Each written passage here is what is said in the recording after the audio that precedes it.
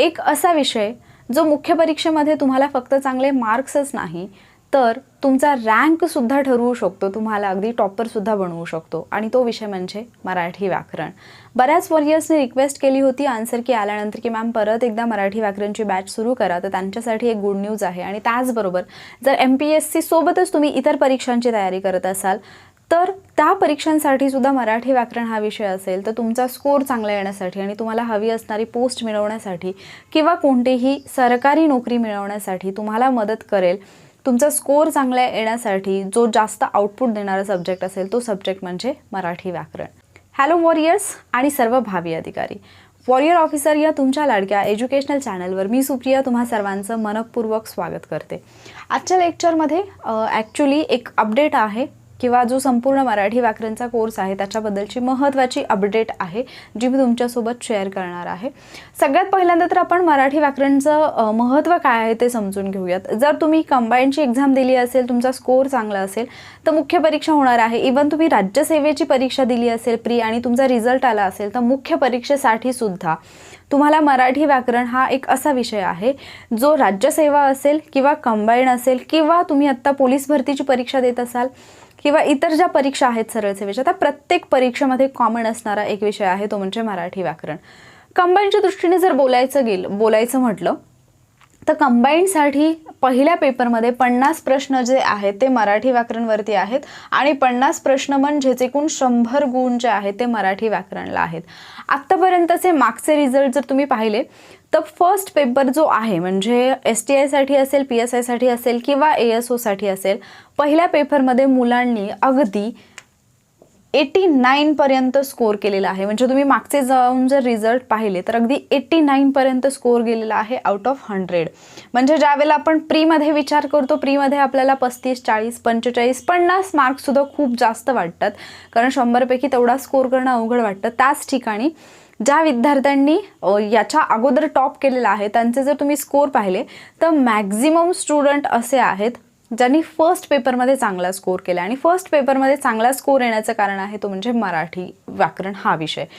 तर इथे आपल्याला काय करायचं आहे म्हणजे या कोर्समध्ये एक्झॅक्टली काय असणार आहे, मराठी व्याकरणचे जे टॉपिक PSI, STI, ASO मेन्ससाठी आहेत तो संपूर्ण सिलेबस म्हणजे मराठी व्याकरण ॲक्च्युली ऑलमोस्ट सगळंच मराठी व्याकरण जे आहे ते कव्हर केलं जाणार आहे. मराठी व्याकरणचे जे टॉपिक तुम्हाला बाळासाहेब शिंदे किंवा मोरा वाळिंबेमध्ये पाहायला मिळतात ते सगळे टॉपिक मराठी व्याकरणचे कव्हर केले जाणार आहेत. राज्यसेवेसाठी करत असाल तर फक्त डिस्क्रिप्टिव्ह रायटिंग नाही आहे इथे, बट ऑब्जेक्टिव्ह म्हणजे मराठी व्याकरण शिकताना जे ऑब्जेक्टिव्ह पेपर्स असतात त्या ऑब्जेक्टिव्ह पेपरची तयारी याच्यामध्ये तुमची करून घेतली जाणार आहे.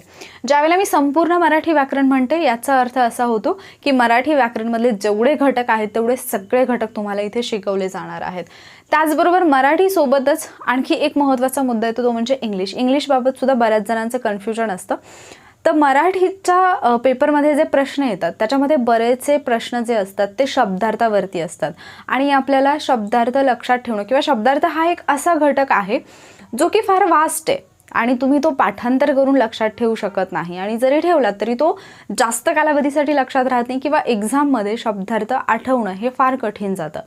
मराठीसोबतच इंग्लिशमध्येही सेम असंच आहे. तुमची वोकॅबलरी स्ट्रॉंग असेल तर पॅसेजवरचे क्वेश्चन्स तुमचे इझिली सॉल्व्ह होतात. जर आपण PSI आणि PSI, STI, ASO मेन्सबद्दल बोललो तर जो मराठीचा पॅसेज असतो किंवा जो इंग्लिशचा पॅसेज असतो तो जर तुम्हाला व्यवस्थितपणे सोडवायचा असेल आणि त्याच्यामध्ये आउट ऑफ मार्क्स घ्यायचे असतील तर तुमची वोकॅबलरी स्ट्रॉंग असणं गरजेचं आहे. त्यामुळे या कोर्समध्ये आपण मराठीसोबत इंग्लिश शब्दार्थसुद्धा घेणार आहोत.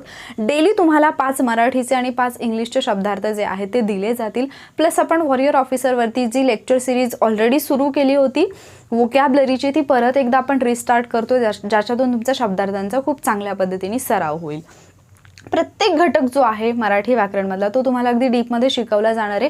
तुमची प्रत्येक कन्सेप्ट क्लिअर व्हावी याच्यावरती तिथे भर दिला जाणार आहे कारण बऱ्याचशा प्रश्नांची उत्तर आपल्याला येत नाहीत कारण कन्सेप्ट आपल्या क्लिअर नसतात आणि याचा चांगला अनुभव तुम्हाला कंबाईनच्या प्रीमध्ये आला असेल की जर तुमच्या कन्सेप्ट क्लिअर नसतील आणि जर एखादा प्रश्न कन्सेप्च्युअल आला म्हणजे मोस्टली पेपर हा कन्सेप्च्युअल होता तर जर कन्सेप्ट जर विचारल्या गेल्या तर मग आपण तिथे गोंधळून जातो. त्यामुळे कन्सेप्ट तुमच्या व्यवस्थितपणे क्लिअर करून घेतल्या जातील. आणि त्याचबरोबर सगळ्यात महत्त्वाचा मुद्दा हा येतो की जी भाषा असेल ती फार पुस्तकी नसेल. म्हणजे आपण शिकतो, बऱ्याच ठिकाणी आपण कोर्सेस घेतो किंवा पुस्तकं तुमच्याकडे आहेत, पुस्तकं वाचून तुम्हीही शिकू शकता. पण आपल्याला अडचण काय येते, तर आपल्याला ती भाषा जी असते ती थोडी किचकट वाटते, ती आपल्याला समजत नाही. तर अगदी सोप्या भाषेमध्ये दैनंदिन जीवनामध्ये जे शब्द आपण वापरतो किंवा जी उदाहरणं आहेत त्या उदाहरणांसह तुम्हाला शिकवलं जाईल.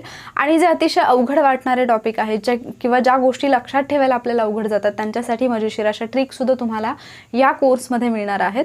आणि हां, सगळ्यात महत्त्वाचं म्हणजे जर हे लेक्चर ॲक्च्युली कसे असतील हे जर तुम्हाला पाहायचं असेल तर डिस्क्रिप्शनमध्ये तुम्हाला डेमो लेक्चरची लिंक मिळेल, तिथून तुम्ही डेमो लेक्चर पहा. किंवा तुम्हाला आय बटनमध्ये सुद्धा जे डेमो लेक्चर आहे त्याची लिंक मिळेल, त्याच्यावरून तुम्ही डेमो लेक्चर पाहू शकता. आणि डेमो लेक्चर पाहिल्यानंतर या कोर्ससाठी ॲडमिशन घ्यायचं की नाही हे तुम्ही डिसाईड करू शकता.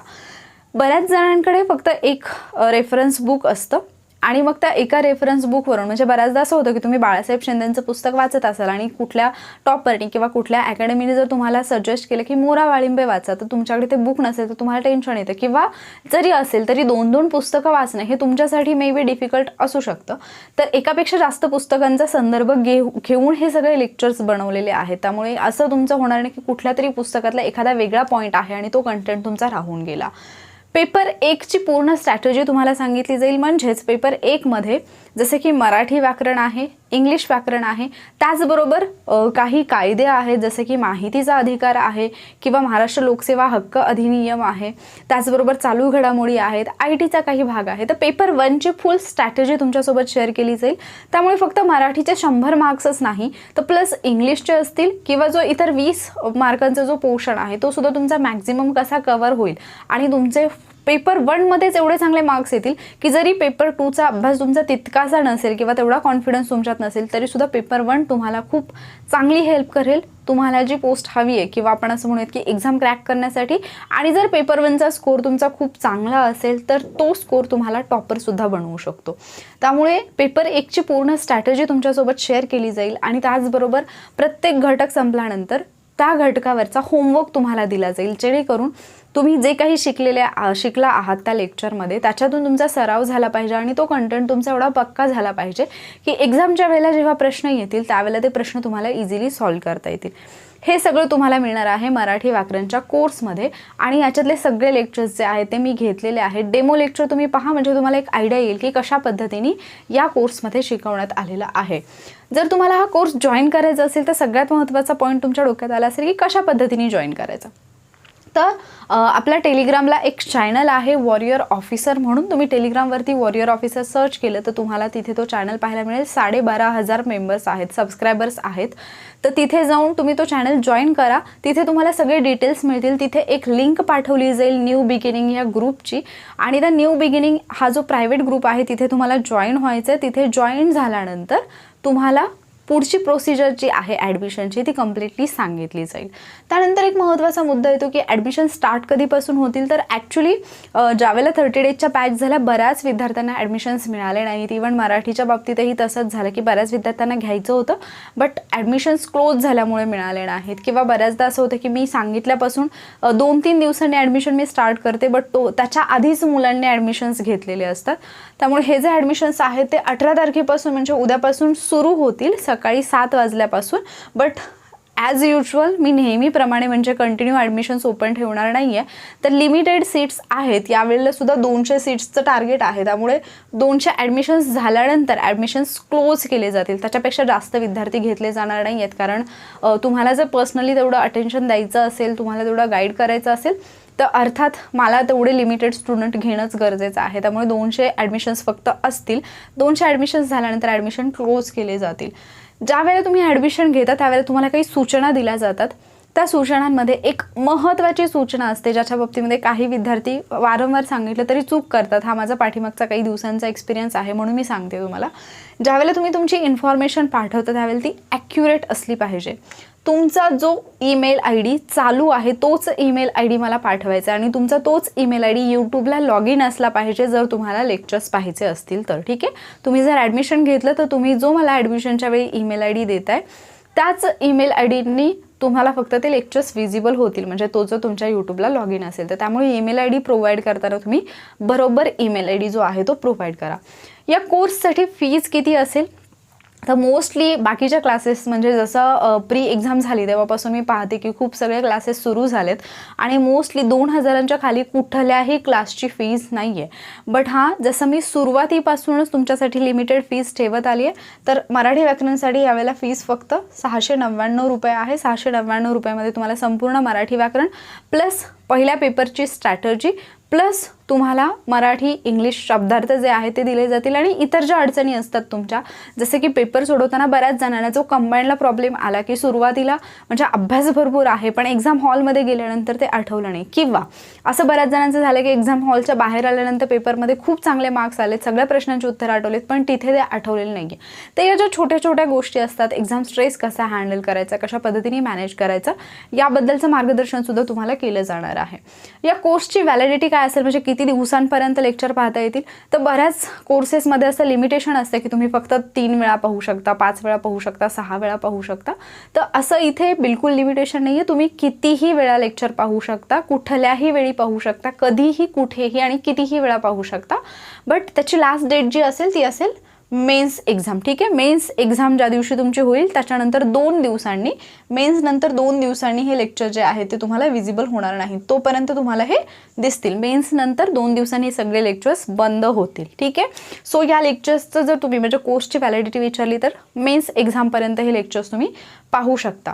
तर हे झालं मराठी. आता ही बॅच सुरू करण्यापाठीमागचा उद्देश बऱ्याच जणांच्या लक्षात आला असेल ऑलरेडी. जसं मी सुरुवातीलाच सांगितलं, हा एक असा विषय आहे जो तुम्हाला टॉपर बनवू शकतो. कारण जर तुम्ही मागचे टॉपर्स पाहिले, त्यांचे रिझल्ट पाहिले, तर मराठी इंग्लिशमध्ये म्हणजे मराठी इंग्लिशचा जो पेपर असतो त्याच्यामध्ये ज्यांचा स्कोर फार चांगला आला आहे तेच लोक टॉप करतात मोस्टली. आणि त्यामुळे ही एक संधी आहे तुम्हाला फक्त टॉप करण्यासाठीच नाही तर तुमचा स्कोर, कारण बऱ्याचदा जर तुम्ही PSIची तयारी करत असाल तर कायद्याचा भाग जो आहे तो तुमच्यासाठी कम्प्लिटली नवीन असतो. तो करणं आणि त्याच्यामध्ये स्कोर येणं हे त्या तुलनेने अवघड आहे ॲज कम्पेअर टू मराठी व्याकरण. जर मराठी व्याकरणमध्ये तुम्ही पाहिलं, तुम्ही इझिली स्कोर करू शकता. इंग्लिशमध्ये सुद्धा तुम्ही कायद्यापेक्षा जास्त स्कोर चांगला, म्हणजे कायद्याला जेवढे तुम्हाला मेहनत घ्यावी लागते त्याच्यापेक्षा कमी मेहनत तुम्हाला इंग्लिशसाठी सुद्धा घ्यावी लागते. बट तुमचा माइंडसेट कसा आहे त्याच्यावरती गोष्टी डिपेंड असतात. त्यामुळे हा कोर्स मी सुरू केलेला आहे, म्हणजे ऑलरेडी घेतलेला आहे हा कोर्स. फक्त बरेच जण रिक्वेस्ट करतात म्हणून रिओपन करते मी ॲडमिशन. जर तुम्ही इंटरेस्टेड असाल या ॲडमिशनसाठी तर कमेंटमध्ये नक्की कळवा. टेलिग्राम ग्रुपची आणि टेलिग्राम चॅनलची लिंकसुद्धा डिस्क्रिप्शनमध्ये दिली जाईल व्हिडिओच्या. त्याच्यावरून तुम्ही टेलिग्राम चॅनलला जॉईन व्हा. सगळ्या सूचना तिथे तुम्हाला दिल्या जातील आणि तुमचा कुठलाही डाऊट असेल ॲडमिशनबाबत तर तो सुरुवातीलाच क्लिअर करून घ्या आणि त्यानंतरच तुम्ही ॲडमिशन घ्या.